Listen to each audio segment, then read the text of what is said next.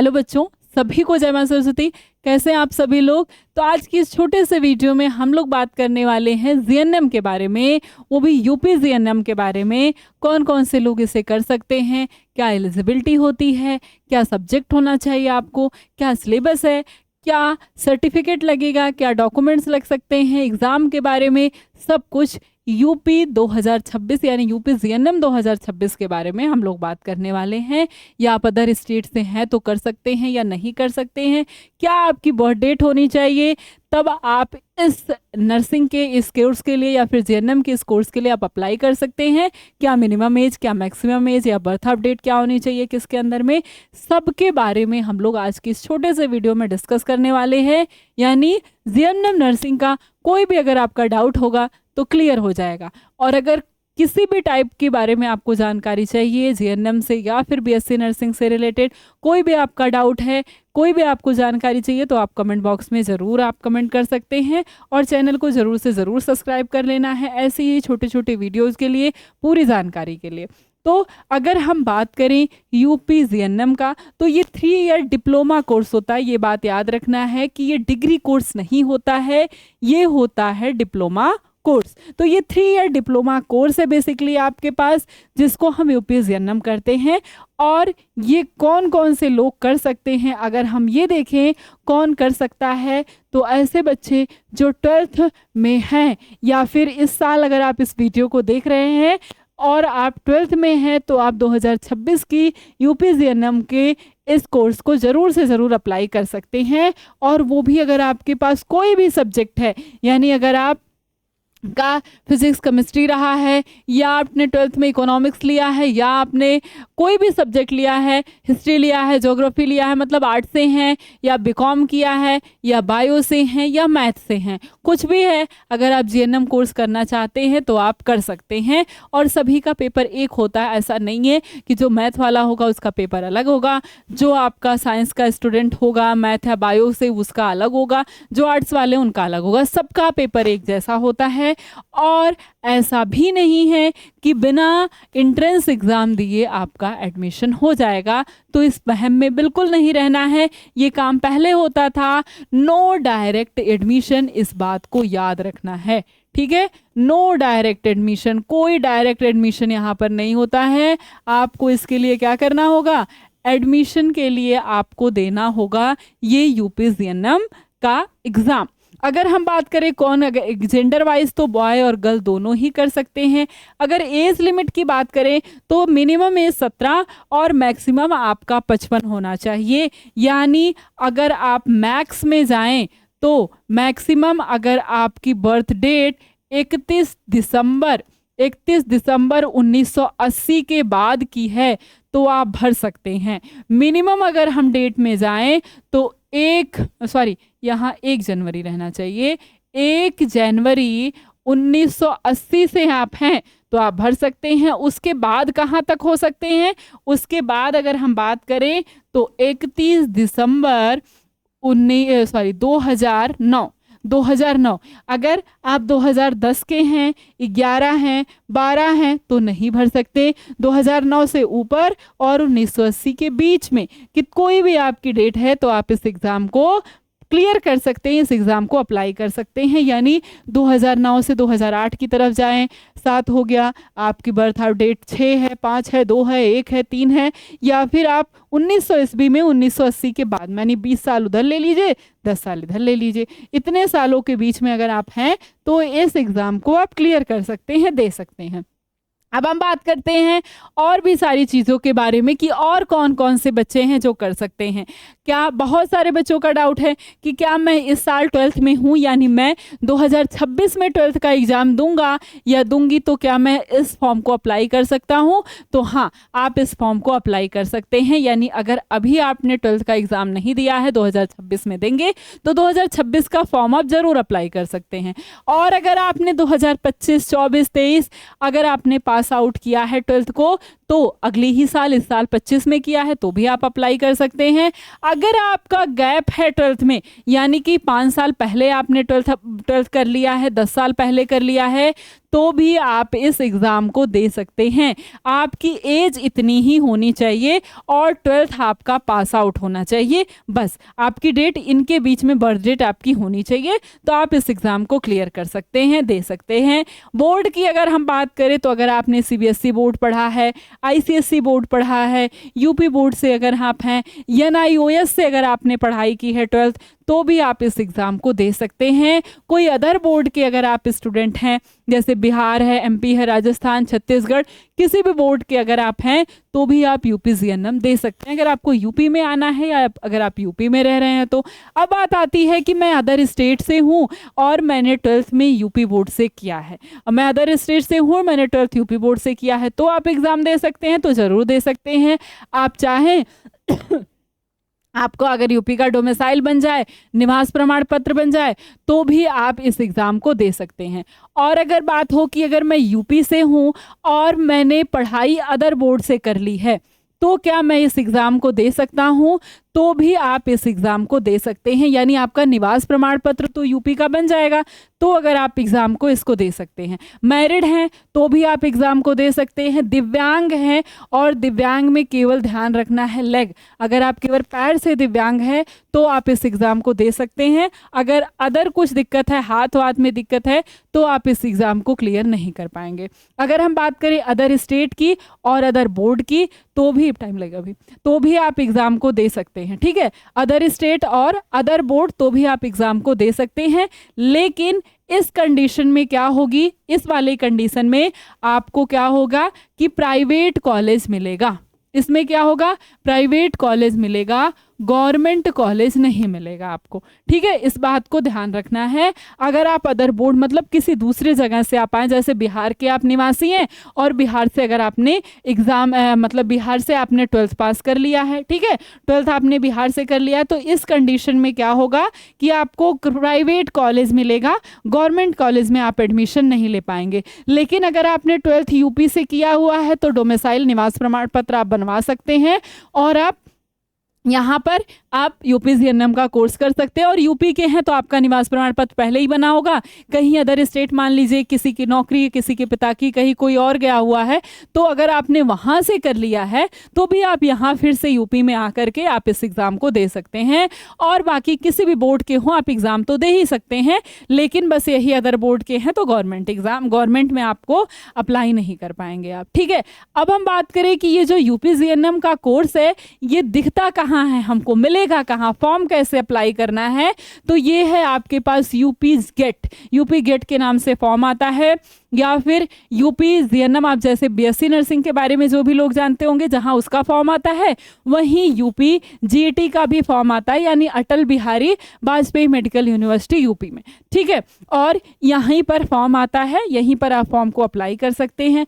अगर हम बात करें कि एडमिशन हो गया, मान लीजिए मैंने अच्छे से मैंने इस एग्ज़ाम को दिया और मेरा ये एग्ज़ाम निकल गया, तो इस एग्ज़ाम को, ये जो लिंक है ना, ये ABVMU CET 25 या फिर 26 आएगा, तो 26.co.in, ठीक है। एडमिशन फीस क्या होगी, एडमिशन फीस क्या होगी, गवर्नमेंट और प्राइवेट कॉलेजेस की एडमिशन फीस क्या होगी। तो देखिए, गवर्नमेंट क्या तो एडमिशन फीस है ही नहीं, फ्री में होगा, ठीक है। गवर्नमेंट में आपका कोई एडमिशन फीस नहीं लगेगा, बस फ्री में हो जाएगा, फ्री में ही एडमिशन होता है। हॉस्टल फीस वगैरह जो थोड़ी बहुत आती हैं, यही आपकी लगेंगी। अगर आपका एडमिशन गवर्नमेंट में हो गया तो कोई फीस नहीं लगनी है। अगर हम बात करें प्राइवेट की, तो 80,000 रुपये, 80,000 ये भी हम मान लेंगे, लगभग ही मानेंगे, क्योंकि किसी किसी में 10,000 ज़्यादा भी लग सकता है, कहीं 5,000 ज़्यादा लग सकता है, कहीं 15,000 भी ज़्यादा लग सकता है। तो 80 से 1 लाख के राउंड ये क्या है, ईयर है, पर ईयर है, ऐसा मत समझ लीजिएगा कि ये 3 साल का है, पर ईयर है ये। तो 80,000 पर ईयर आपकी फ़ीस लगने वाली है। और अगर गवर्नमेंट है तो कोई भी फीस नहीं लगने वाली है। तो कोशिश करना है एकदम अच्छे से पढ़ाई करके गवर्नमेंट कॉलेज लेकर के आना है। और बहुत ही सिंपल सिलेबस है। अगर आप साइंस के स्टूडेंट हैं तब तो आपको कोई दिक्कत ही नहीं होगी, बहुत आसान सा सिलेबस है। सिलेबस की तरफ अगर एक बार नज़र घुमाएं तो सिलेबस हमारा क्या होगा, तो सिलेबस यही है, आपका साइंस है, वो भी जनरल बेसिक साइंस है, इंग्लिश है और जीके है, यही बेसिकली आपका सिलेबस होगा। थोड़ी सी यहाँ पर क्या होता है कि सिलेबस आसान है तो ज़्यादा से ज़्यादा क्वेश्चन बच्चे कर ले जाते हैं और सारी चीज़ें मतलब ज़्यादा कट ऑफ चली जाएगी साइंस के बच्चों की और आर्ट्स के कंपैरिजन में। साइंस में यहाँ पर एकदम बेसिक साइंस है आपका 10th का, जैसे आपके पास तत्व है, यौगिक है, मिश्रण है, अम्ल क्षार लवण है, कार्बन यौगिक है, धातु अधात, फिजिक्स में आपके तत्वों का आवर्ती वर्गीकरण हो गया, मानव शरीर जैव प्रक्रम हो गया, पाचन ग्रंथियां, हृदय श्वसन, रक्त समूह, हार्मोन है, नेत्र हैं, विद्युत और चुंबक है, गुरुत्वाकर्षण है, कार्य ऊर्जा और शक्ति है, गति और गति के नियम। ये सब आपका एकदम ये 10th का सिलेबस है। 10th का मतलब आपने अगर साइंस पढ़ी हुई है तो बिल्कुल उसी पे, और बहुत ज़्यादा नहीं कि इन सारे टॉपिक्स पे बहुत हार्ड क्वेश्चन आते हैं, बहुत आसान क्वेश्चन आते हैं। अगर आपने 10th भी अच्छे से पढ़ा है तो समझिए आप इस एग्ज़ाम को आसानी से थोड़ा सा रिवीजन करके, थोड़ी सी अच्छी से पढ़ाई करके आप इस एग्ज़ाम को क्लियर कर सकते हैं। अगर हम एक बार नज़र घुमाएं इंग्लिश वाले सिलेबस पे तो ये भी बहुत आसान सा सिलेबस है, जो आपने 10th तक पढ़ा है लगभग वही पूरा सिलेबस है। जैसे टेंस हो गया, पार्ट ऑफ स्पीच के टॉपिक हो गए, सिनोनिम्स हो गया, एंटोनिम्स हो गया, वन वर्ड सब्स्टिट्यूशन हो गया, चूज करेक्ट वर्ड हो गया, स्पेलिंग एरर है, एक्टिव पैसिव है, डायरेक्ट इनडायरेक्ट है, पैसेज बेस्ड क्वेश्चन है, टाइप ऑफ सेंटेंसेस है, यही सब कुछ आपको इंग्लिश में भी पूछता है। बहुत ही आसान सिलेबस है। और इसके बाद अगर आप देखें एक बार हम जीके की, जीके में क्या पूछता है, तो यहाँ पर आपसे इंडियन जीके के क्वेश्चन पूछता है। इसमें रिवर हो गया, लेक है, नेशनल पार्क कौन कौन से हैं, सेंचुरीज कौन कौन सी हैं, और आपके पास ओशियन कौन कौन से हैं, इंडियन ज्योग्राफी के क्वेश्चन पूछता है। यही पूरा और पूरा आपका सिलेबस है, यानी कि मेन जो फोकस है साइंस, इंग्लिश और जीके यही है। अगर हम देखें पेपर का पैटर्न कि किस तरीके से पूछता है, मतलब कितने नंबर के क्वेश्चन पूछता है, तो सब मिलाकर 100 मार्क्स के क्वेश्चन हैं। ठीक है, 100 मार्क्स है और 100 क्वेश्चन है। ठीक, 100 मार्क्स प्लस 100 क्वेश्चन ही पूछता है। 60 नंबर आपका साइंस से पूछ लेगा, इंग्लिश से आपके 20 क्वेश्चन और जीके से आपके 20 क्वेश्चन, यानी कि 60 क्वेश्चन आपसे पूछता है। ठीक है, सॉरी 60 क्वेश्चन साइंस से और 20-20 आपको इनसे पूछता है, इंग्लिश और जीके से, यानी टोटल आपके पास कितने क्वेश्चन हैं, तो 100 क्वेश्चन आपसे पूछ लेता है। 100 क्वेश्चन पे नंबर कितना मिलता है, तो नंबर भी हमें 100 ही मिलता है। निगेटिव मार्किंग देखें तो कोई भी निगेटिव मार्किंग इसमें नहीं है। क्वेश्चन गलत हुआ तो नंबर नहीं कटेगा, सही हुआ तो सही हो गया, यानी 100 में 100 क्वेश्चन आपको करके आना है। मीडियम क्या हो सकता है, तो इंग्लिश और हिंदी दोनों मीडियम है। टाइम कितना होता है एग्जाम का, तो 2 घंटे का टाइम होता है, 2 आवर। 100 क्वेश्चन आपको 2 घंटे में करने होते हैं। बहुत आसान क्वेश्चन होता है, कुछ भी बहुत ज़्यादा टफ नहीं होता है। अगर आप चाहें तो अभी थोड़ा थोड़ा तैयार करके और फिर 12th के बाद आपके पास जो भी 2-3 महीने बचेंगे उसमें अच्छे से तैयारी करके आप इस कोर्स को ज़रूर से ज़रूर कर सकते हैं। और फीस भी इसकी बहुत ज़्यादा नहीं है, 80 से 1 लाख रुपए आपकी ये जो है ये फीस होती है इसकी। और बहुत अच्छे से आप इन 3 साल में BSc ये जो GNM का कोर्स है इसको कर सकते हैं। अब हम देखें कि हाँ, यहाँ पर अब इसके आगे देखें कि अब मान लीजिए हो गया, एग्ज़ाम दे दिया, एग्ज़ाम निकल भी गया। ठीक है, अभी तक हमने एग्ज़ाम दिया, एग्ज़ाम निकल भी गया, तो डॉक्यूमेंट क्या क्या लगेंगे, डॉक्यूमेंट क्या क्या हो सकता है, तो 10th और 12th की आपकी मार्कशीट और सर्टिफिकेट। बहुत लोगों का क्या होता है कि एग्ज़ाम फॉर्म भरते भरते कभी कभी किसी किसी बोर्ड का आ जाता है और कभी मैक्सिमम मुझे लगता है एग्ज़ाम फॉर्म भरते समय जो है नहीं आता है, तो उसमें हम अपीयरिंग पे क्लिक करते हैं। लेकिन जब एडमिशन होने लगता है तब तक हमारा रिजल्ट आ गया होता है 12th का, तो आप उस रिजल्ट को लगा सकते हैं। फ़ोटो चाहिए वो तो आप तुरंत ही खिंचवा सकते हैं, उसमें तो फॉरवर्ड है। कैटेगरी सर्टिफिकेट, किसी भी कैटेगरी से अगर आप बिलोंग करते हैं, जैसे आपने EWS हो गया, आप OBC कैटेगरी से बिलोंग करते हैं, SC कैटेगरी से बिलोंग करते हैं, ST कैटेगरी से, PWD या फिर कोई और जैसे आर्मी कोटा हो गया, आर्मी से बिलोंग करते हैं, कश्मीरी माइग्रेंट्स है, कोई भी मतलब आप कोई भी आपका जो है ये है सर्टिफिकेट है, तो आपको उस सर्टिफिकेट को लगाना होता है। नहीं लगाएंगे तो फिर आप जनरल में काउंट हो जाएंगे, कोई भी आपको मतलब रिलैक्सेशन नहीं मिलेगा, आरक्षण नहीं मिलेगा। इसके बाद आपको लिए डोमिसाइल सर्टिफिकेट बहुत ज़रूरी है, क्योंकि अगर आपके पास डोमिसाइल सर्टिफिकेट यूपी का नहीं है तो फिर आप प्राइवेट कॉलेज में ही एडमिशन ले सकते हैं, गवर्नमेंट कॉलेज में आपको एडमिशन नहीं मिलेगा। इतनी जो है रियायत है यूपी के निवासियों के लिए। तो डोमिसाइल सर्टिफिकेट आपके पास ज़रूर से ज़रूर होना चाहिए। बैंक में अगर आपके पास खाता नहीं है तो बैंक का खाता खुलवा लेना है। बैंक डिटेल मांगते हैं, बैंक डिटेल होना चाहिए। आधार कार्ड तो सबके पास होगा। टीसी और सीसी ये बहुत ज़्यादा ज़रूरी नहीं है, ये आप वैसे भी ये आप ऐसे ही लगा सकते हैं, यानी ये जब एडमिशन के टाइम हम जाते हैं तब ये हमें लगता है, ठीक है। जब हम एडमिशन के लिए जाते हैं तब हमें ये लगता है, ये बहुत ज़्यादा ज़रूरी नहीं। उस समय भी आप चाहें तो थोड़ा सा टाइम मांग सकते हैं, जब आप पढ़ने के लिए जाएंगे तब लगेगा। तो टीसी और सीसी तो वैसे भी जब 12th आप पास आउट होंगे जहाँ से, वहाँ से तो पढ़ना नहीं है, तो उसके बाद आप अप्लाई कर सकते हैं। ये सारा का सारा आपका डॉक्यूमेंट है और मेन डॉक्यूमेंट सारे यही हैं। तो पूरा का पूरा आपने देख लिया जीएनएम के बारे में सारी चीज़ें कि जीएनएम क्या है, कैसा कोर्स है, क्या क्या चीज़ें होती हैं और कैसे हमें एग्ज़ाम फॉर्म भरना होता है, और ये सारी चीज़ें कि क्या सिलेबस है, कैसे हमें तैयारी करनी है, पेपर का पैटर्न क्या है, सब कुछ आपको पता चल गया होगा। और कोई भी जानकारी आपको जीएनएम या बीएससी रिलेटेड या सीयूटी से कोई भी जानकारी आपको चाहिए तो कमेंट बॉक्स में एक बार ज़रूर जैसे से ज़रूर बताएं। और ऐसी ही जानकारी के लिए चैनल को ज़रूर से ज़रूर सब्सक्राइब करें। और जो कुछ भी अगर आप करना चाहते हैं 12th के बाद, आपका गोल अभी से फिक्स हो जाना चाहिए, क्योंकि आपके पास फिर समय नहीं होता है, ताकि 12th के साथ साथ आप उन चीज़ों को क्लियर करते चले, थोड़ा बहुत पढ़ते चले।